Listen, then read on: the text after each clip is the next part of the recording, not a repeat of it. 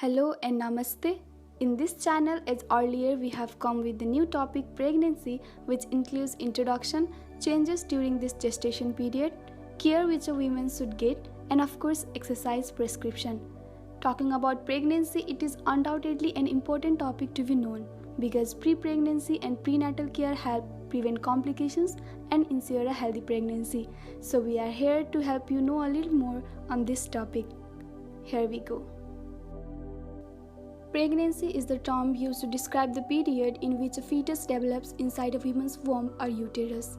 Pregnancy usually lasts about 40 weeks or just over 9 months, as measured from last menstrual period to delivery. Healthcare providers refer to 3 segments of pregnancy called trimesters: first trimester, second trimester, and third trimester. First trimester is from 1st to 13th week. Second trimester is from 14th to 26th week, and the remaining 13 weeks is called third trimester. There are certain changes which occurred in first, second, and third trimester accordingly. In first trimester, pregnant woman goes through nausea and vomiting, cravings and coercions, heightened sense of smell, mood swings.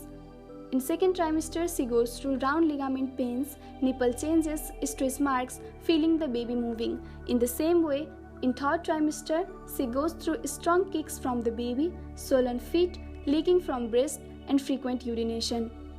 Woman goes through different changes in postpartum period too, that is, period right after the delivery of baby, which includes lochia, fatigue, sore leaking breast, baby blues, and risk of postpartum depression.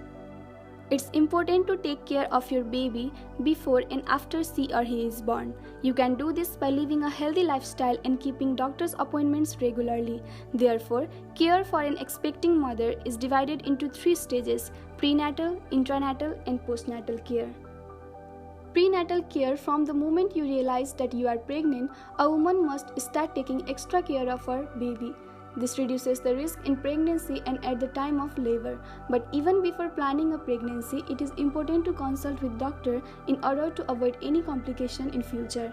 The main objectives of prenatal care are to maintain health of mother, stop drinking alcohol, take folic acid supplements and multivitamins, avoid contact with toxic chemicals like insecticides, ensure your vaccination is up to date, avoid X-rays, do not start or stop any medication without informing your doctor first, eat healthy food and drink plenty of water, exercise regularly for half an hour daily, get plenty of rest, avoid stress, educate yourself about childbirth. The second is intranatal care. Intranatal care refers to care given to mother and baby at the time of delivery. The main objectives are cleanliness, smooth delivery without injuring mother and baby, preventing complications, and delivery resuscitation for baby.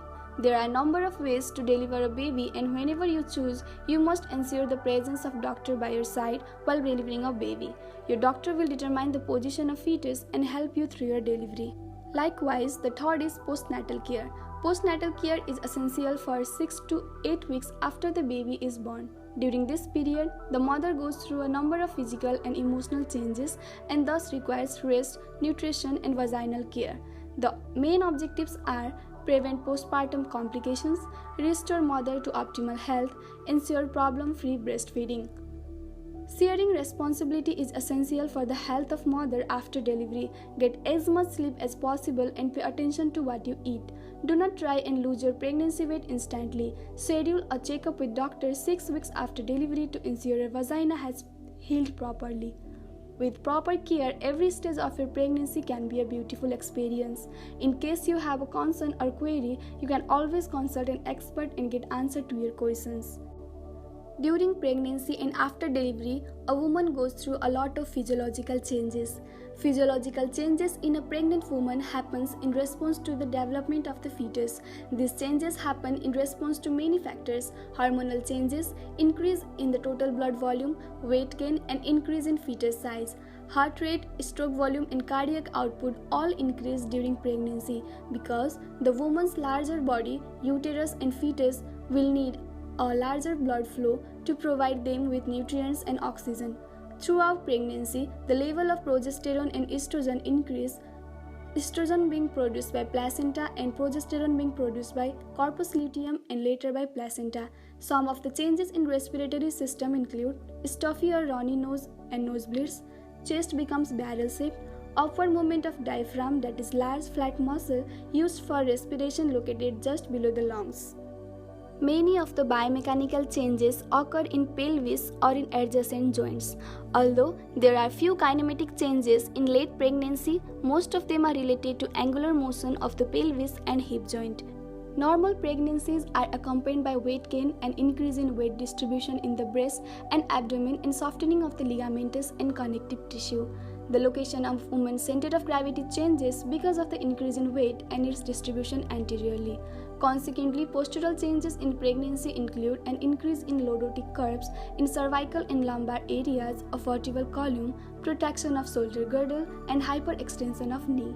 During postural evaluation of some pregnant women in first trimester and third trimester, changes in lumbar angle, head position, and anterior pelvic tilt were found. The lumbar angle increased by average of 5.9 degree, the anterior pelvic tilt increased by an average of 4 degree, and head became more posterior as pregnancy progressed from first to third trimester. These changes in posture represent adaptation that help to maintain the center of mass centered over base of support. Softening of ligamentous and connective tissue, especially in the pelvis, sacroiliac joints, pubic symphysis, and abdomen, change in support and protection offered by these structures and predispose pregnant women to strain in supporting structures. Exercise prescription. It is important to monitor and adjust exercise prescription according to women's symptoms, discomforts, and abilities during pregnancy and be aware of contraindication for exercise during pregnancy. She should do those exercise at least 3 and preferably all days of week. The exercises should be of moderate intensity. Because of heart rate variability during pregnancy, consider using talk tests to maintain for exercise intensity. The exercise should be performed at least 50 minutes per day, gradually increasing to at least 30 minutes per day of accumulated moderate intensity physical activity to total 150 minutes per week. Activities or types of exercises which are safe during pregnancy are walking, swimming and water workouts, riding a stationary bike, yoga and pilates classes, low-impact aerobics classes, strength training. The exercise should be of dynamic or rhythmic type that use the large muscle group. Rhythmic exercise engages both arms and legs, such as running, walking, swimming, dancing, rowing, or climbing, which is the most effective at relieving stress when performed mindfully. There are also some contraindications for exercising during pregnancy, which include relative contraindications or absolute contraindications. Relative contraindications include severe anemia, unevaluated maternal dysrhythmia, chronic bronchitis, poorly controlled type 1 diabetes mellitus, extreme morbid obesity, extreme underweight, history of extremely sedentary lifestyle, hypertension, orthopedic limitation, poorly controlled seizure, or poorly controlled hypothyroidism. And absolute contraindications include hemodynamically significant heart disease, restrictive lung disease, incompetent cervix or cercles, multiple gestation at risk of premature labor, resistant second or third trimester bleeding, placenta previa after 26 weeks of gestation, premature labor during current pregnancy, ruptured membranes, and preeclampsia pregnancy-induced hypertension. And that is all. What I talked about was pregnancy, changes and exercises which should be performed before and after pregnancy.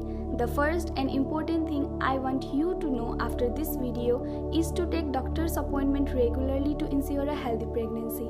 For more videos like this, please do like and subscribe our channel. Thank you.